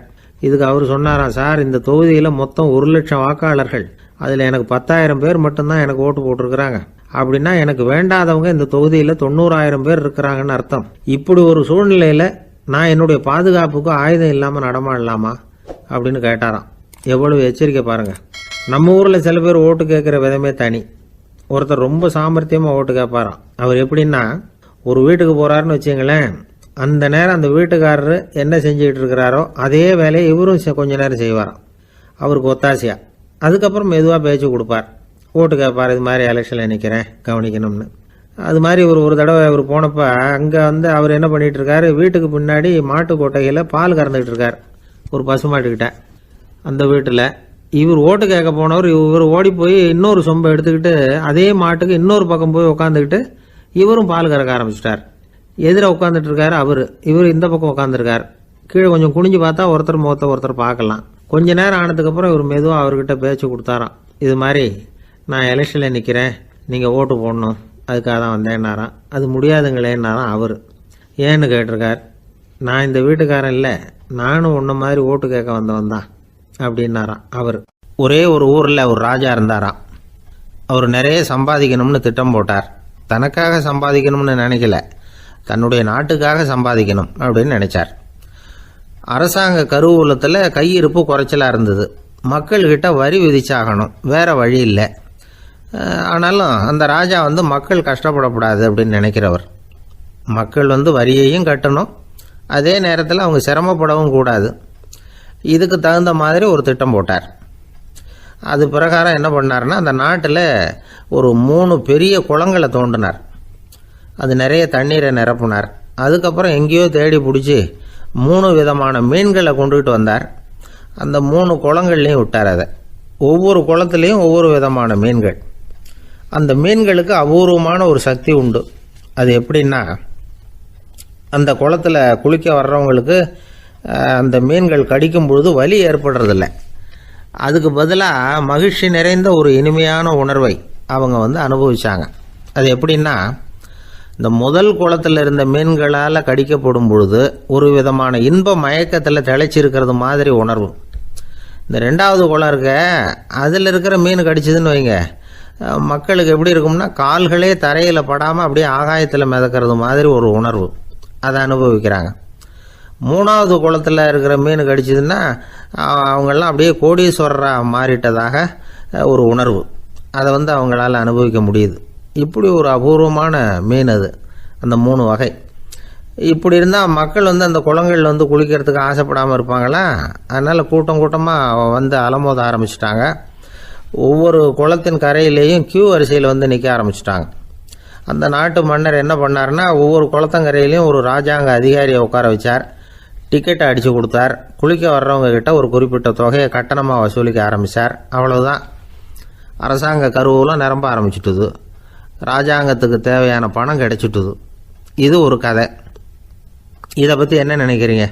அதாவது மக்களுக்கு சுமை தெரியாமலே வரி வசூல் பண்ணுறது நல்லது தானே அப்படின்னு நினைப்பீங்க. ஆனால் இன்றைக்கும் உலகத்தில் பல அரசாங்கங்கள் இதே மாதிரி 3 குளங்களை வெட்டி வச்சிருக்குது. மக்களும் அதில் குளிச்சுக்கிட்டு தான் இருக்கிறாங்க. அது எப்படிங்கிறீங்களா? அந்த முதல் குளம் தான் சினிமா தியேட்டர். அதில் குளிக்கிறவங்க தான் ஒரு விதமான இன்ப மயக்கத்தில் திளைச்சிருக்கிறது மாதிரியான உணர்வை அனுபவிக்கிறவங்க. 2வது குளம் தான் சாராய கடை. இந்த குளத்தில் குளிக்கிறவங்க தான் கால்களே தரையில் படாமல் ஆகாயத்தில் மிதக்கிறது மாதிரி உணர்வை அனுபவிக்கிறவங்க. 3வது குளம் லாட்ரி டிக்கெட். இதில் குளிக்கிறவங்க தாங்கள் அப்படியே கோடீஸ்வரர்களாக மாறினது மாதிரி ஒரு உணர்வு, அதை அனுபவிக்கிறவங்க. இன்றைக்கி பல நாடுகள் இந்த குளங்களை பயன்படுத்திக்கிட்டு தான் வராங்க. ஒரு பூவில் வண்டு உட்காருது, அதில் இருக்கிற தேனை வண்டு எடுக்குது. இந்த சமயத்தில் அந்த பூவுக்கு வலிக்குமா? அதுக்கு வலிக்கிறது இல்லை. அந்த பூவோட மலர்ச்சியும் வளர்ச்சியும் குன்றி போகிறதும் கிடையாது. ஒரு ராஜா மக்கள்கிட்ட வரி வசூல் பண்ணும் பொழுது மக்களுக்கு சிரமமும் தெரியக்கூடாது, அதே நேரத்தை அதனால் அவங்க வாழ்க்கையும் கெட்டு போயிடக்கூடாது. அது மாதிரி வரி வசூல் பண்ணணுமா. இது காளிதாசனின் ரகுவம்சத்தில் காணப்படுகிற ஒரு கருத்து. ஒரு சின்ன குழந்தை தவறுதலாக ஒரு 25 காசு நாணயத்தை மூழ்கி விட்டுது. காசு வயத்துக்குள்ளே போயிட்டுது. அந்த குழந்தையோட தாய் உடனே குழந்தைய தூக்கிட்டு ஆஸ்பத்திரிக்கு புறப்பட்டாங்க. அப்போ அந்த பக்கமாக ஒருத்தர் வந்தார் தெருவில். என்ன விவரம்னு கேட்டார். இவங்க சொன்னாங்க, குழந்தை காசை முழுங்கிட்டுது, அதுதான் அவசரமாக ஆஸ்பத்திரிக்கு தூக்கிட்டு ஓடுறேன் அப்படின்னாங்க. அவர் சொன்னார், கவலைப்படாதம்மா, உடனே இப்படி கொடுங்க குழந்தைய அப்படின்னு கையில் வாங்கினார். ஒரு கையில் அந்த குழந்தையோட கால் ரெண்டையும் பிடிச்சி தலைகீழாக தூக்கி பிடிச்சார். இன்னொரு கையால் அந்த குழந்தையோட வயத்தில் குறிப்பாக ஒரு இடத்துல அப்படியே தேடி அந்த சுட்டு விரலால் ஒரு இடத்துல பொட்டுன்னு தட்டினார். உடனே காசு அந்த குழந்தையோட வாய் வழியாக வெளியில் விழுந்துட்டுது. காசை எடுத்துக்கிட்டு இருந்தாங்கம்மா உங்கள் குழந்தை அப்படின்னார். ரொம்ப நன்றிங்க, நிச்சயமாக நீங்கள் ஒரு டாக்டராக தான் இருக்கணும், என்னுடைய யூகம் சரிதானே அப்படின்னாங்களாம் அந்த அம்மா. அதுக்கு அவர், இல்லைங்க, நான் ஒரு இன்கம் டேக்ஸ் ஆஃபீஸர், வருமான வரி அதிகாரி அப்படின்னு சொல்லிவிட்டு போனாராம். ஒரு ஆள் இருந்தார், விலங்குகள் பேரில் அவருக்கு ரொம்பவும் பிரியம். அதனால் தன்னுடைய வீட்டில் ஒரு நாயை வளர்த்தார். அதே மாதிரி கழுதையையும் வளர்த்தார். அந்த கழுதை அவர் வீட்டு கொல்லை பக்கத்தில் நின்றுக்கிட்டு இருக்கும். ஏதாவது பொதி சுமக்கிற வேலை இருந்ததுன்னா அதை கவனிச்சிக்கும். அந்த நாய் வீட்டுக்குள்ளே இருக்கும். நாய்க்கு அந்த வீட்டில் ராஜ உபசாரம் தான். அதுக்கு அந்த வீட்டில் ஏகப்பட்ட மரியாதை. குளிக்கிறதுக்கு தனியாக சோப்பு, 2 வேளையும் பால், பிஸ்கட்டு, மத்தியானம் சாப்பாடு. அதுக்கு ஏதாவது உடம்பு சரியில்லைன்னா உடனே ஆஸ்பத்திரி வைத்தியம். ரொம்ப கொடுத்து வச்ச நாய். அந்த வீட்டு தலைவர் வெளியில் அப்படியே நடைப்பயிற்சி போனால் கூடவே இதுவும் போகும். அவர் மட்டும் தனியாக எங்கேயாவது வெளியில் போயிட்டு வந்தால் வீட்டுக்கு வந்த உடனே அந்த நாய் அவர்கிட்ட ஓடி வரும். அப்படியே எழும்பி முன்னங்கால் 2ஐயும் அவர் தோள் மேலே போட்டுக்கும். அவர் சிரிச்சுக்கிட்டே தலையில் செல்லமாக தட்டுவார். அவர் ஈசி சேரில் சாஞ்சிக்கிட்டு டிவி பார்ப்பார், பேப்பர் படிப்பார். அப்போலாம் அந்த நாய் அவருடைய காலடியில் படுத்துக்கும். அப்போ கூட அவர் தலையை செல்லமாக தடவி கொடுப்பார். அந்த நாய் படுக்கிறதுக்குன்னே ஒரு மெத்தை, சில சமயம் அது அங்கே இருக்கிற மேஜை நாற்காலி மேலே கூட ஏறி விளையாடும், சோபாவில் ஏறி உட்காந்துக்கும். இவ்வளவு செல்வாக்காக வளர்ந்தது அந்த நாய். இதையெல்லாம் அந்த கழுதை பார்த்துக்கிட்டே இருக்குது கொல்லை பக்கத்தில் இருந்து. பார்த்துட்டு அது யோசிக்க ஆரம்பிச்சுதான், என்ன இது, இந்த வீட்டில் நாம தான் கழுதையாக உழைக்கிறோம், பொதி சுமக்கிறோம், நமக்கு ஒரு நல்ல சாப்பாடு கிடையாது, படுக்கை கிடையாது, ஒரு நாளாவது நம்ம தலையையோ முதுகையோ தடவி கொடுத்தது கிடையாது. ஆனால் அந்த நாய் இந்த வீட்டுக்காக ஒரு துரும்ப கூட அசைச்சதில்லை. அதை போய் இந்த வீட்டில் உள்ளவங்க இப்படி தலையில் வச்சு தாங்குறாங்களே அப்படின்னு யோசிச்சுதான் அந்த கழுதை. ரொம்ப நேரம் யோசிச்சுவிட்டு அதுக்கப்புறம் ஒரு முடிவுக்கு வந்திருக்குது. சரி, இனிமேல் நாமளும் அந்த நாய் மாதிரியே நடந்து பார்ப்போம், அது மாதிரியே பிஹேவ் பண்ணுவோம், அப்போவாவது நமக்கும் அந்த மரியாதை கிடைக்குதா பார்க்கலாம் அப்படின்னு ஒரு திட்டம் போட்டுது மனசுக்குள்ள. உடனே அந்த திட்டத்தை செயல்படுத்தவும் ஆரம்பிச்சது. அதாவது அந்த வீட்டில் அந்த நாய் என்னென்ன செய்யுதோ அதையெல்லாம் இதுவும் செய்ய ஆரம்பிச்சுட்டுது. அந்த வீட்டு எஜமான் எங்கேயோ வெளியில் சுற்றிவிட்டு ரொம்ப அசந்து போய் வீட்டுக்கு திரும்பி வந்துக்கிட்டு இருந்தான். உடனே இந்த கழுதை என்ன பண்ணுச்சு தெரியுமா, அவங்ககிட்ட ஓடி போச்சு. ஓடி போய் அந்த நாய் என்ன பண்ணுமோ அது மாதிரியே பண்ணிச்சு. அதாவது அந்த ஆள் தோள் மேலே தன்னுடைய முன்னங்கால் 2ஐயும் தூக்கி போட்டுவிடுது. அந்த ஆள் பயந்து போயிட்டான். அவனுக்கு ஒன்றும் புரியல, இது ஏன் இப்படி பண்ணுதுன்னு கொஞ்சம் ஒதுங்கி நின்னான். இது அவனை சுற்றி சுற்றி வருது, நாய் மாதிரி வாழை ஆட்டிக்கிட்டே சுற்றி சுற்றி வருது கழுதை. அவன் கிடுகிடுன்னு வீட்டுக்குள்ளே ஓடினான். இதுவும் பின்னாடியே ஓடிச்சு. அங்கே போய் நாய் மாதிரியே மேஜை நாற்காலி மேலே ஏறி குதித்து விளையாட ஆரம்பிச்சுட்டுது. சோபாவில் ஏறி உட்காருது. மேஜையில் இருந்த சாமான்லாம் கீழே விழுந்து உடையுது. கழுதை மேஜை மேலே ஏறி குதிச்சா என்னத்துக்கு ஆகும்? அந்த ஆள் பார்த்தான், சரி இந்த கழுதைக்கு என்னமோ ஆயிட்டுது அப்படின்னு முடிவு பண்ணான். ஒரு நல்ல கயிறாக பார்த்து கொண்டான்னா அது கால்லையும் கழுத்துலையும் கட்டினான். தரன்னு இழுத்துட்டு போனான். அடித்து கொல்லை பக்கத்தில் கட்டி போட்டுட்டான். அண்ணன் ஆகாரம் எதுவுமே கொடுக்கல, பட்னி போட்டுட்டான். இப்போ அந்த கழுதை யோசனை பண்ணி பார்க்குதான், என்ன இது, நம்ம எஜமானுக்கு இன்னைக்கு என்ன ஆயிட்டுது இப்படி? அந்த நாய் பழகிறது மாதிரி தானே நாமளும் பழகணும். ஆனால் இந்த மனுஷன் நாயை அடிக்கலை, ஆனால் நம்மளை அடிக்கிறான். இப்படி கொண்டாந்து கட்டி போட்டானே, என்ன காரணமாக இருக்கும் அப்படின்னு யோசனை பண்ண ஆரம்பிச்சுட்டு தான் அந்த கழுதை. எதுக்கு இந்த கதைன்னா, இது மாதிரியே நாம கூட சில சமயம் யோசிக்கிறது உண்டாம். இயல்புலேருந்து மாறி நடக்க ஆரம்பிச்சிட்டோம்னா பல சமயங்களில் இப்படி யோசிக்கிறது மாதிரி தான் ஆகிடும். அதனால தான் ஒரு மனுஷன் எப்படி நடந்துக்கணுமோ அப்படி நடந்துக்கிட்டாதான் நமக்கு மரியாதை. வெறி நாய் கடிச்சுட்டா மனுஷன் அது மாதிரியே ஆகிடுறான் பார்த்தீங்களா, அவனோட இயல்பு மாறி போடுது. ஒருத்தனை பார்த்து இன்னொருத்தன் கேட்டானா, வெறி நாய் ஒன்று உன்னை கடிச்சுட்டா நீ என்ன பண்ணுவே அப்படின்னு கேட்டிருக்கான். நான் உடனே பேப்பரும் பேனாவும் கேட்பேன் நானா இவன். ஏன் உயில் எழுதுறதுக்கான்னு கேட்டிருக்கான் அவன். இல்லை, நான் யாரையெல்லாம் கடிக்கணும்னு ஒரு லிஸ்ட்டு தயார் பண்ணணும்ல, அதுக்காக அப்படின்னு நானும். குடும்பத்தில் அப்படிலாம் இருந்து சமாளிக்கிறாங்க. குடும்பத்தில் ஒருத்தர் அனுசரிப்பு தன்மைங்கிறது ரொம்ப அவசியம். கணவன் மனைவின்னா அனுசரித்து போகணும்னு சொல்லுவாங்க. அதாவது ஒரு கணவன் அதுக்காக தான் அந்த காலத்துலலாம் ஒரு வீட்டுக்கு மாப்பிள்ளை தேடுறதுங்கிறது ஒரு பெரிய குடும்பத்தை நிர்வகிக்கிற அளவுக்கு ஒரு கணவனாக வரக்கூடிய எப்படி இருக்கணும் அப்படின்னா, அந்த காலத்தில் புலி வேட்டைக்கு போகணும். ஒரு பொண்ணுக்கு மாப்பிள்ளை தேடுறதுன்னா நம்ம தமிழ் பழக்கம் என்னென்னா, காட்டுக்கு போய் ஒரு புலியை வேட்டையாடிட்டு வரணும். அந்த புலி பல்லு அல்லது நகத்தை கொண்டுட்டு வரணும் அந்த இளைஞன். அதை வீட்டில் கொடுப்பான். அதை தான் கட்டி அதை இதாக கட்டுவாங்க, மாலையாக போடுவாங்க, தாலியாக கட்டுவாங்க. அதாவது வீரம் இருக்கா பையனுக்குன்னு பார்ப்பாங்க. ஒரு பொண்ணு வேணும்னா நீ முதல்ல வீட்டுக்கு பொண்ணு கேட்க போகக்கூடாது, காட்டுக்கு போகணும். போய் புளியை கொண்டு வா, அதுக்கப்புறம் தான் உனக்கு பொண்ணு அப்படின்னு சொல்லுவாங்க. இப்போவெல்லாம் ஏன் போகிறது இல்லைன்னா, இப்போலாம் ஒருத்தனை காட்டுக்கு போய் புலிப்பல் கொண்டு வரனா புலி தான் மாப்பிள்ளையாக வரும். அதனால தான் இப்போ போகிறதில்ல யாரும் காட்டுக்கு. அப்போ பெண்களும் ரொம்ப வீரமாக இருந்தாங்க. பெண்கள் மூலம் அந்த காலத்தில் எப்படின்னா, முறத்தாலேயே புலியை துரத்துவாங்களாம். நம்ம பழைய பாட்டிலெல்லாம் பார்த்துருப்பீங்க, முறத்தால் புலியை விரட்டினாங்கன்னு வரும் பழைய பாட்டு. அந்த அளவுக்கு பெண்களுக்கு வீரம். இப்போ கல்யாணம் ஆகி இந்த காலத்தில் ஒரு கணவனை விரட்டிட்டு வந்தாங்களாம் முறத்தை எடுத்துக்கிட்டு. ஒரு மனைவி அவன் பயந்துட்டு வெளில ஓடி வரான். பின்னாடி முறத்தை எடுத்துகிட்டு அந்த அம்மா ஓடி வருது. இவனை தனியாக பிடிச்சி கொண்டு போய், என்னப்பா இந்த மனைவிட்டு இப்படி பயந்து ஓடி வரையே, முறத்தால் துரத்துறா இப்படி வரையே அப்படின்னா, அவன் அப்படியே தடுமாறிக்கிட்டு, அதெல்லாம் ஒன்றும் இல்லை, அவன் என்ன புலியாக நினைக்கிறா அப்படின்னு ஒரு பெருமையாக சொல்லிட்டானான். அந்த காலத்தில் புலியை தான் முறத்தால் விரட்டினாங்க, இப்போ புருஷனை விரட்டுறாங்க அப்படின்னு சொல்லி. அப்படி அந்த காலத்தில் கணவனுக்கு ஒரு குடும்பத்தை நிர்வகிக்கிற திறமை இருக்கா, உடல் வலிமை தான் முக்கியம். இப்போ கூட மதுரை பக்கத்தில் ஐயாவுக்கு தெரியும், அந்த இளவட்டக்கல்லுன்னு ஒரு ஊருக்கு ஊர் எல்லையில் கிடக்கும். ஊர் எல்லையில் ஒரு பெரிய கல் கிடக்கும். அந்த ஊருக்கு பொண்ணு கேட்க போகிறவங்க அந்த கல்லை தலைக்கு மேலே தூக்கி காட்டணும். அப்படியே தூக்கி தலைக்கு மேலே வசதி கீழே போடணும். அந்த வலு இருந்தால் தான் நீங்கள் அந்த ஊருக்குள்ளேயே போகலாம், பொண்ணு கேட்குறதுக்கு போகலாம். இல்லைன்னா நீ திரும்பி போக வேண்டியதான். அந்த வலிமை இருக்கா மாப்பிள்ளைங்கன்னு பார்க்குறாங்க. இளவட்டக்கல்லுன்னு பேர். அப்போ என்ன பண்ணாங்கன்னா, ஒரு 1000 வருஷத்துக்கு முன்னாடி அந்த கல்லை தலைக்கு மேலே தூக்கி கீழே போடுவாங்களாம். ஒரு 500 வருஷத்துக்கு முன்னாடி அப்படி கொஞ்சம் தூரம் இடுப்பு அளவுக்கு தூக்கி கீழே போட்டுக்கிட்டு இருந்துருக்குறாங்க. அதுக்கப்புறம் ஒரு 100 வருஷத்துக்கு முன்னாடியெல்லாம் அப்படி முழங்கால் அளவுக்கு அப்படி தூக்கி போட்டால் போகிறோம்னு வச்சுருந்தாங்களாம். இப்போ நான் அந்த ஊருக்கு என் கூட பழனிசாமின்னு ஒருத்தர் இருக்கார். அவர் போய், உனக்கு எப்படிப்பா இந்த ஊரில் கல்யாணம் ஆச்சு அப்படின்னா, இப்போலாம் நாங்கள் தொட்டு கும்பிட்டா போகிறோம், அதை அசைக்கிறது கூட இல்லை. அப்படி ஆகிட்டுது. ஒரு குடும்பத்தை கணவனாக வரப்போகிறவனுக்கான தகுதி அந்த காலத்தில் அப்படி இருந்துதான். அப்படி கணவன் தேர்ந்தெடுக்கிறது, குடும்ப தலைவனை தேர்ந்தெடுக்கிறது ஒரு பெரிய காரியம். ஒரு பெரிய செல்வந்தர் போட்டி வச்சாராம். ஒரு நீச்சல் குளம், அதில் யார் வேணாலும் குதித்து அந்த பக்கம் போய் கரையேறலாம். அந்த நீச்சல் குளத்தில் விஷப்பாம்புலாம் கிடக்கு. யார் துணிஞ்சி அந்த விஷப்பாம்பு இருக்கிற குளத்தில் குதித்து அந்த பக்கம் போய் கரையேறானோ அவனுக்கு ஒரு 100 ஏக்கர் நிலம் கொடுப்பேன். அது வேண்டான்னா ஒரு 1000 ஆடு கொடுப்பேன். அதுவும் வேண்டான்னா என் பொண்ணை கொடுப்பேன் அப்படின்னு போட்டி வச்சார். அதான் மாப்பிள்ளையை தேர்ந்தெடுக்கிறதுக்கு அவர் ஒரு வழி, நீச்சல் குளத்தில் குதித்து கரையேறணும்.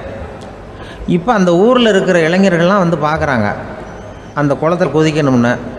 ஆனால் குளத்தில் வெறும் விஷப்பாம்புலாம் கிடக்கு. இது என்ன பண்ணுறதுன்னு பார்த்தா யாருமே குதிக்கிறதுக்கு தைரியம் வரல. திடீர்னு ஒருத்தன் துணிஞ்சு குதித்தான். படபடன்னு அடிச்சுட்டு போய் அந்த பக்கம் கரையேறிட்டான்.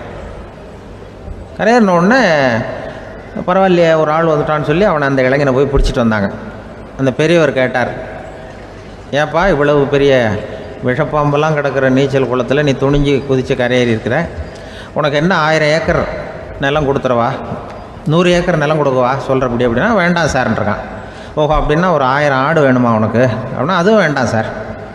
ஓ அப்படின்னா என் பொண்ணு வேணுமா அப்படின்னா, அதுவும் வேண்டாம் சாருங்கிறான். அப்புறம் எதுக்குடா குதிச்சுன்ட்டு, என்ன உனக்கு என்ன தான் வேணும் அப்படின்னு கேட்டிருக்காரு.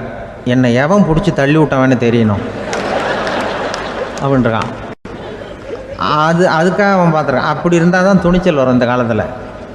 எதுக்கு இவ்வளவு சங்கடம்லாம் வச்சாங்கன்னா, ஒரு குடும்பத்துக்கு தலைவராக வர வேண்டிய ஒரு ஆள், கணவனாக இருக்க வேண்டியவனுக்கு துணிச்சல் இருக்கா, தைரியம் இருக்கா அப்படிங்கிறது பார்க்குறதுக்காக இப்படிப்பட்ட தேர்வு முறைகள்லாம் வச்சுருந்தாங்க அந்த காலத்துலலாம். இப்போலாம் கல்யாணம் பண்ணுறது ஆளுக்கு நேரில் பார்க்காமலே கூட கல்யாணம் நடக்குது இன்டர்நெட்டில். இப்போ சர்டிஃபிகேட் கேட்குறாங்க, நோய் நொடி இல்லாமல் இருக்காரா பார். காட்டுக்கெலாம் போக வேண்டாம், நேராக ஆஸ்பத்திரிக்கு போய் ஒரு சர்டிஃபிகேட் வாங்கிட்டு வா, உனக்கு ஒன்றும் வியாதி இல்லைன்னு ப்ரூவ் பண்ணு, அதுக்கப்புறம் பார்த்துக்கலாம், மற்றதை பேசுவோம் அப்படின்னு சொல்லி அப்படி இருக்குது நிலைமை. அதனால் குடும்பத்தில் அந்த கணவனாக இருக்கிற வேண்டியவனுக்கு பொறுப்பு அதிகம். ஏன்னா எல்லாத்தையும் அனுசரித்து போக வேண்டியதாக வந்தான். மனித நேயம்ங்கிறத பற்றி சொல்லுவாங்க. மனித நேயம் ஏன்னா ஒரு கணவன் கணவனாக இருக்கணும், மனைவி மனைவியாக இருக்கணும். ஒரு மனுஷன் இன்றைக்கி மனிதன் மனிதனாக இல்லை, மனித நேயம் குறைஞ்சி போச்சு.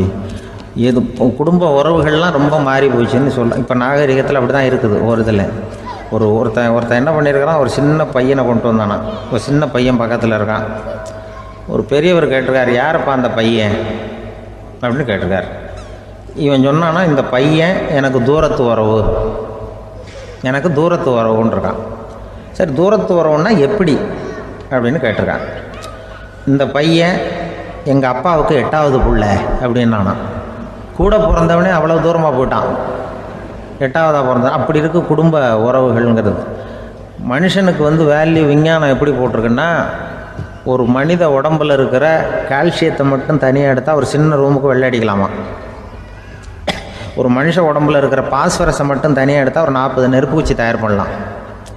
ஒரு மனுஷ உடம்பில் இருக்கிற இந்த கொழுப்பு சத்தை மட்டும் தனியாக எடுத்தால் ஒரு 7 சோப்பு கட்டி தயார் பண்ணலாம். அது மாதிரி ஒரு மனுஷ உடம்புல இருக்கிற இரும்பு சத்தை மட்டும் தனியாக எடுத்தால் ஒரு 2 அங்குல ஆணி 2 செய்யலாம். இவ்வளவுக்கும் விலை போட்டால் 42 ரூபா 50 காசு. இதுதான் மனுஷனுக்கு விஞ்ஞானம் போட்டிருக்கிற விலை. அது எப்போ அது ஒசரும்னா, அவன் மனுஷனாக இருக்கிற வரைக்கும் இருக்கிறப்ப. அதுவும் செத்து போனால் அதுவும் கிடையாது, செத்து போனால் அதுவும் குறைஞ்சிரும். மிருகங்களுக்கெல்லாம் அப்படி இல்லை, செத்ததுக்கு அப்புறம் விலை கூடும். அங்கெல்லாம் எல்லா ஊர்லேயும் பார்த்திங்கன்னா உயிர் கோழி 50 ரூபா, உரிச்ச கோழி 60 ரூபான்னு போட்டிருக்கோம். செத்ததுக்கு அப்புறம் 10 ரூபா அதிகம். மனுஷனை நீ உயிர் மனுஷன் 42 ரூபா 50 காசு, செத்ததுக்கு அப்புறம் 52 ரூபான்னா நீயே வச்சுக்கிடாது, எனக்கு இது கண்டு போடும். அவன் எப்போ அவனுக்கு வேல்யூ கூடும்னா, மனிதன் மனிதனாக வாழும்பொழுது தான் வேல்யூ கூடும். குடும்பத்தில் அந்த அந்த பாசத்தோடு வாழணும்னு கடவுள்கிட்ட கேட்டு சொன்னாங்களே, அதுதான். இந்த சமூகங்கிறதும் ஒரு பெரிய குடும்பம்தான். அதனால தான் இந்த நாட்டுக்கு உள்ள பெருமையை எல்லாரும் ஒற்றுமையாக இருந்தால் எதையும் சாதிக்கலாம்ங்கிறது தான் இந்த நாட்டுக்கு உள்ள பெருமை. அப்படி நிரூபித்தோம். அதனால் சமூகங்கிறதும் ஒரு குடும்பம் மாதிரி இருக்கிறது தான் பெருசு. இப்போ சில இதெல்லாம் இப்போ ஜாதி மத வேறுபாடெல்லாம் நம்முடைய முன்னேற்றத்தை தடுக்கும். விலங்குகள் நம்மளை விட மேலானது. அதான் ஒரு ஊரில் ஒரு சிவன் கோயில் இருந்து தான். சிவன் கோயிலில் அந்த புறாவெல்லாம் வளர்ந்துக்கிட்டு இருந்திருக்கு. அந்த மாடத்தில், சிவன் கோயில் மாடத்தில் புறாவெல்லாம் குடியிருந்திருக்கு. உடனே அதுக்கு கும்பாபிஷேகம் பண்ணுறதுக்காக ஊரில் திட்டம் போட்டாங்க. சிவன் கோயிலுக்கு வெள்ளடிக்க ஆரம்பித்தாங்க. வர்ணம் பூச ஆரம்பித்ததும் அதுக்கு சாரம் கட்டுவாங்கள்ல, அந்த குச்சியெல்லாம் வச்சு சாரம் கட்டுவாங்க. உடனே இந்த புறாவெல்லாம் என்ன பண்ணிச்சான், இனிமேல் நம்ம இங்கே வெள்ளை அடிக்கிறாங்க, கும்பாபிஷேகம் வருது, நம்ம இங்கே குடியிருக்க முடியாது, எதிர்த்தாப்புல எங்கே போகலான்னு பார்த்துருக்கு. இந்த உயரம் கோபுரத்தில் இருந்த புறாவெல்லாம் எதிர்த்தாப்புல ஒரு மாதா கோயில் இருந்திருக்கு, சர்ச்சு. அங்கே சில மாடங்களில் புறாவெல்லாம் இருக்குது, சில மாடம் இருக்குது. உடனே நம்மளாம் அங்கே போயிடும் கொஞ்சம் காலத்துக்குன்னு எல்லாம் புறப்பட்டு இந்த மாதா கோயிலுக்கு போயிடுது.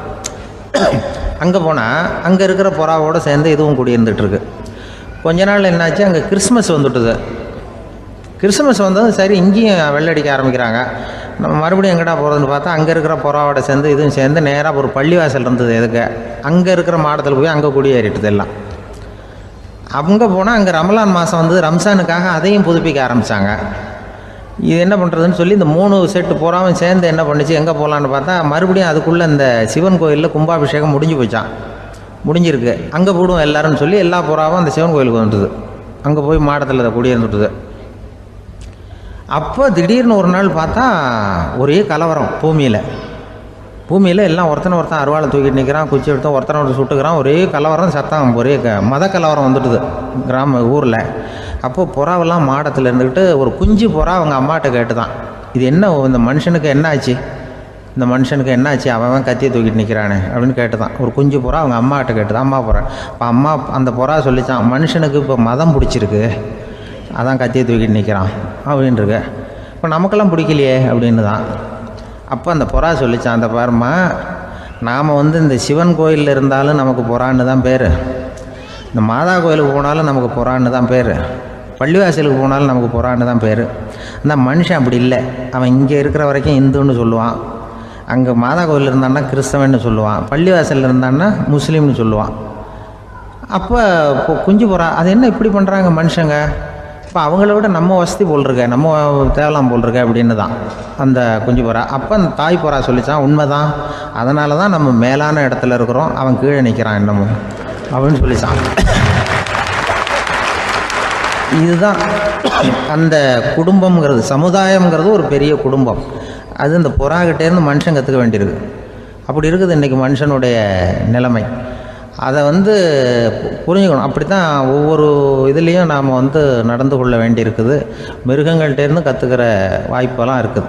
அப்படி சொல்லுவாங்க, பிள்ளைகளை பற்றி சொல்லுவாங்க. இப்போ ராமர் லட்சுமணர் கதை சொல்லுவாங்க. அதாவது ராமரும் பரதனும் பந்து விளையாடிக்கிட்டு இருந்தாங்களாம் சின்ன வயசில் பந்து விளையாடிட்டு இருந்தாங்களாம். உடனே ராமர் வந்தாராம், கோசலை அவங்க அம்மா கோசலை மடியில் சோர்ந்து போய் உட்காந்தாராம். சந்தோஷமாக உட்காந்துருக்காரு. அப்போ அந்த கோசலை அம்மா கேட்டாங்களாம், ஏன்ப்பா அப்படி இவ்வளவு சந்தோஷமாக இருக்கே, என்ன காரணம் அப்படின்னு கேட்டிருக்காரு. அப்படின்னு அந்த அம்மா கேட்டிருக்கு. ராமன் சொன்னான்னா, என் தம்பியோட நான் பந்து விளையாண்டுக்கிட்டு இருந்தேன், பரதன் அவன் ஜெயிச்சுட்டான், நான் தோத்துட்டேன், என்னை அவன் ஜெயிச்சுட்டான், அவனுடைய வெற்றி எனக்கு சந்தோஷமாக இருக்குது, தம்பியோட வெற்றி, அதனால் நான் சந்தோஷமாக இருக்கேன்னு சொல்லியிருக்கு. அந்த அம்மாவுக்கு ரொம்ப சந்தோஷம், தம்பி ஜெயிக்கிறாங்கிறத பற்றி அண்ணன் சந்தோஷப்படுறானே அப்படின்னு.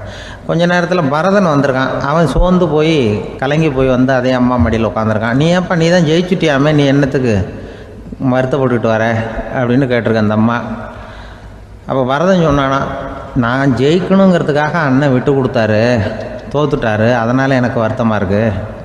உண்மையில் அவர் தான் ஜெயிச்சிருக்க வேண்டியது, எனக்காக விட்டு கொடுத்தாரு அண்ணன், அதனால் நான் வருத்தப்படுறேன்னா. அப்போ அந்த அம்மா சொல்லிச்சான், இப்படி தான் தம்பியினுடைய வெற்றி அண்ணனை சந்தோஷப்படுத்துது, அண்ணனுடைய தோல்வி தம்பியை வருத்தப்பட வைக்குது, இப்படி தான் இருக்கணும் அண்ணன் தம்பின்னா, அப்படி தான் குடும்பத்தில் இருக்கணும்னு சொல்லி அந்த அம்மா சொன்னதாக சொல்லுவாங்க ராமாயண கதை. அதே போல் இப்போ இதில் வரும், நபிகள் நாயகத்தினுடைய பேரர்கள் பாத்திமாவனுடைய பிள்ளைகள் 2 பேர், ஹசன் ஹுசைன் 2 பேர் நபிகள் நாயகத்தினுடைய பேரன்மார்கள். அன்னை பாத்திமாவனுடைய குழந்தைகள். ஹசனும் ஹுசைனும் பேசிக்கிறதே இல்லையா கொஞ்ச நாள். இந்த அம்மாவுக்கு அதை பார்க்குறாங்க, ஏதோ அண்ணன் தம்பிக்குள்ளே ஏதோ தகராறு போல் இருக்கு, ஏன் பேசிக்க மாட்டேங்கிறாங்க அப்படின்னு சொல்லி அந்த பிள்ளைகளை கூப்பிட்டு வச்சு அந்த அம்மா புத்தி சொல்லிச்சான். இதை பாருப்பா, நீ அண்ணன் தம்பிக்குள்ளே இது மாதிரி இருக்கக்கூடாது, உங்கள் பாட்டனார் ஒரு புத்திமதி சொல்லியிருக்காரு, உனக்கு தெரியுமா, ஒரு முஸ்லீம் இன்னொரு முஸ்லீமோடு 3 நாட்களுக்கு மேல் பேசாமல் இருந்தால் அது அவனை கொலை செய்வதற்கு ஒப்பாகும் அப்படின்னு நபிகள் நாயகம் சொல்லியிருக்கார், தெரியுமா உனக்குன்னு அந்த அம்மா சொல்லிச்சான். அப்போ அந்த தம்பிக்காரர் சொன்னாராம், ஹுசைன் சொல்லியிருக்கார், அதுவும் எனக்கு தெரியும், அதே தாத்தா பாட்டனார் என்ன சொல்லியிருக்காருன்னா, அந்த 2 பேரில் யார் முதல்ல சலாம் சொல்கிறாங்களோ, யார் முதல்ல முன்னாடி பேசுகிறாங்களோ அவங்களுக்கு சொர்க்கம் கிடைக்கும், இறைவனுடைய ஆசி கிடைக்கும்னு சொல்லியிருக்கிறார்.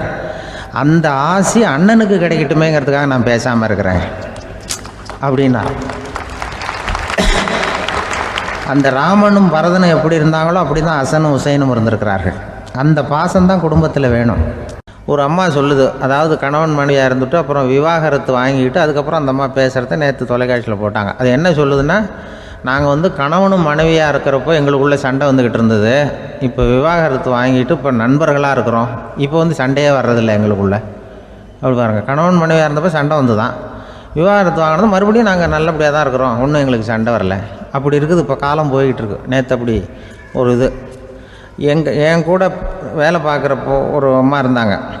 அவங்க எப்போதும் அவங்க வீட்டுக்காரர் படத்தையே வச்சுருப்பாங்க, கையில் பத்திரமா வச்சுருப்பாங்க. அவ்வளவு மரியாதை மதிப்புன்னு சொல்லி நாங்கள்லாம் அவங்கள பெருசாக நினைப்போம். இது எதுக்குமா அவங்க வீட்டுக்காரர் படத்தை பத்திரமா இல்லை கையிலே வச்சுருக்கீங்களே, ஆஃபீஸுக்கெல்லாம் எடுத்துகிட்டு வச்சு அடிக்கடி எடுத்து பார்த்துக்குவாங்க.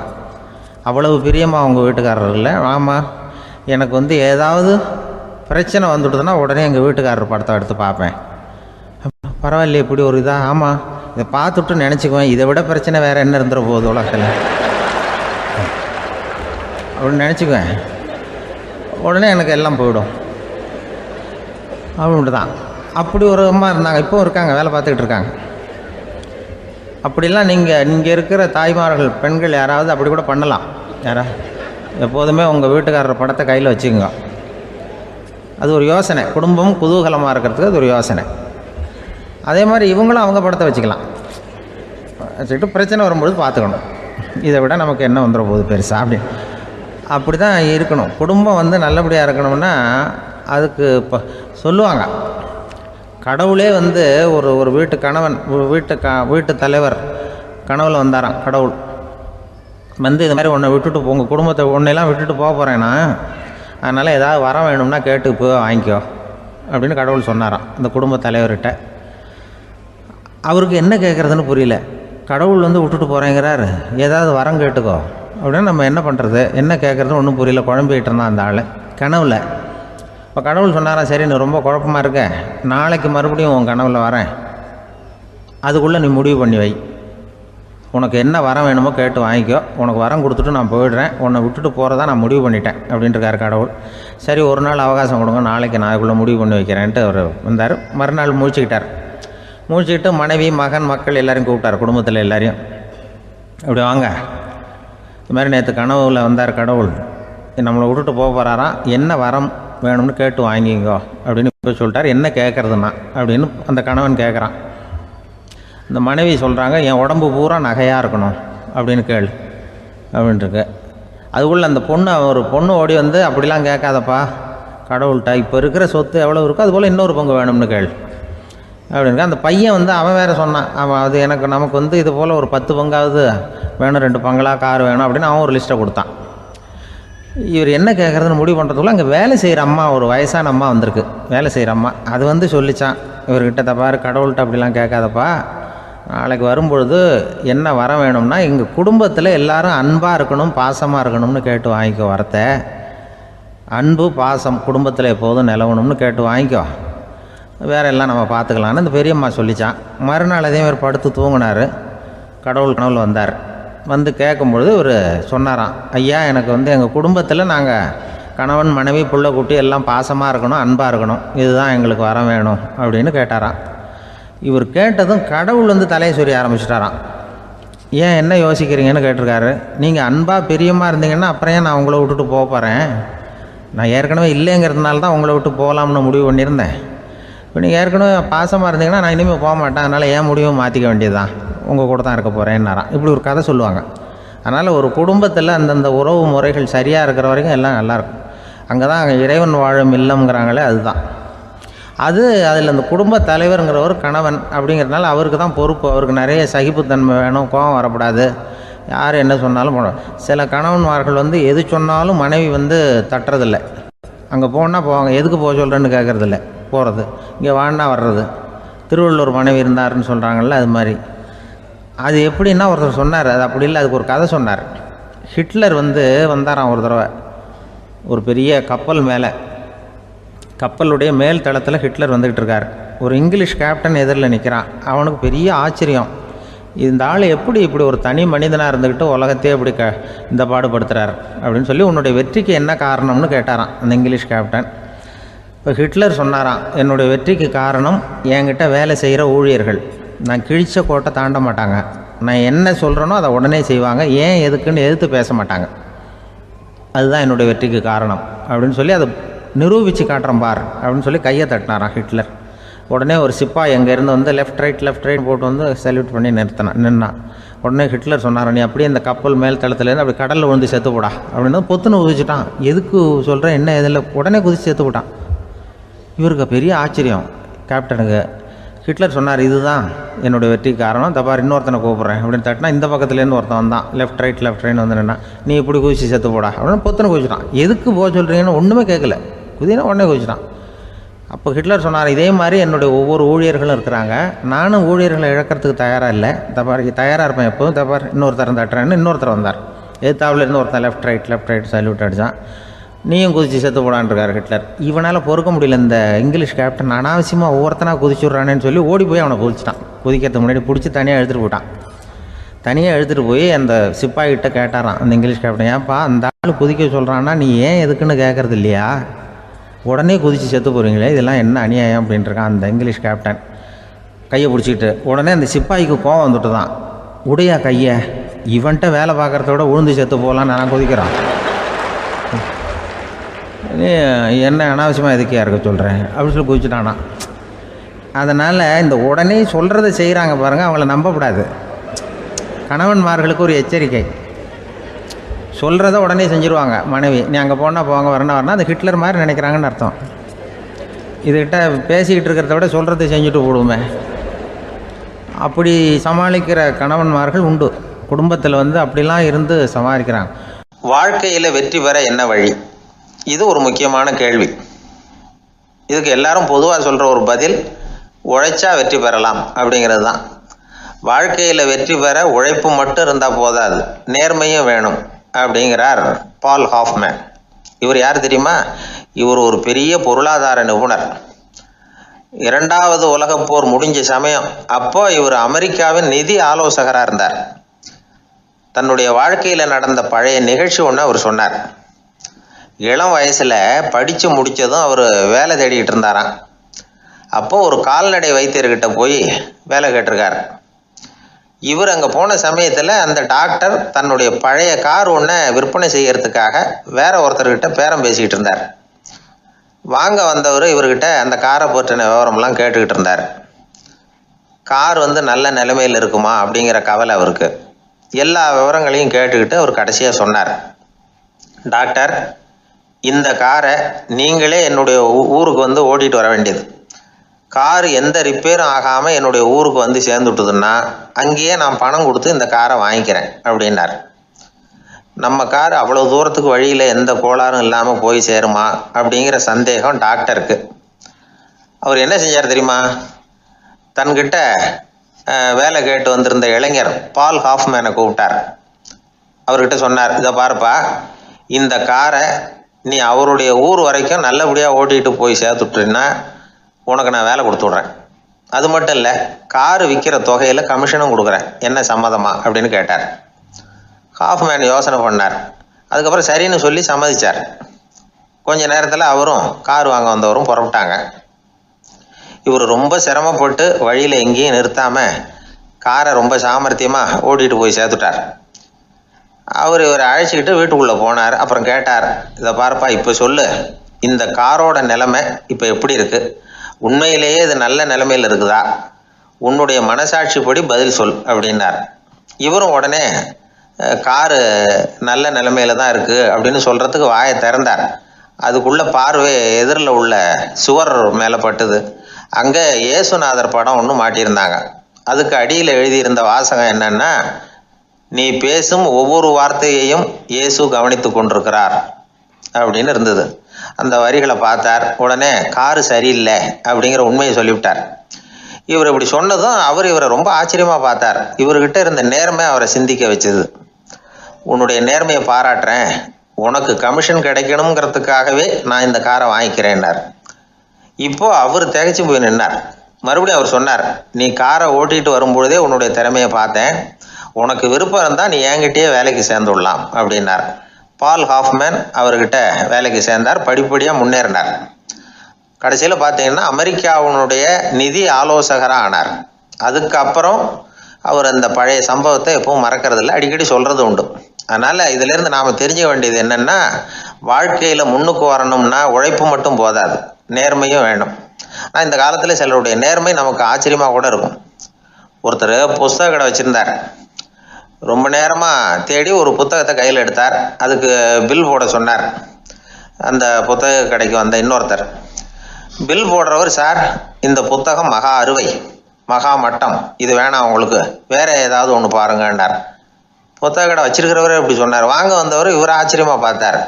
உங்கள் நேர்மையை பாராட்டுறேன், அது சரி, இந்த புத்தகத்தை ஏற்கனவே நீங்கள் படித்து பார்த்துட்டீங்களான்னு கேட்டார். அதை படித்து வேற பார்க்கணுமான்னார். அப்புறம் எப்படி இது மகா மட்டம்னு சொல்கிறீங்க அப்படின்னார். அதை எழுதினவனே நான் தான் சார் அப்படின்னார் அவர். இது ஒரு விதமான நேர்மையை ஒத்துக்கிறது. எப்படி இருந்தாலும் வாழ்க்கையில் உழைப்பும் நேர்மையும் உயர்வதற்கு வழிகள். உழைப்பை விட நேர்மை முக்கியம் அப்படிங்கிறத புரிந்து கொண்டால் வாழ்க்கையில் வெற்றி நிச்சயம். ஒரு பூங்கா, அங்கே ஒருத்தர் நின்றுட்டு இருக்கிறார். நின்றுக்கிட்டே ஏதோ ஆழ்ந்த யோசனையில் இருக்கிறார். அந்த பக்கமாக இன்னொருத்தர் வந்தார்.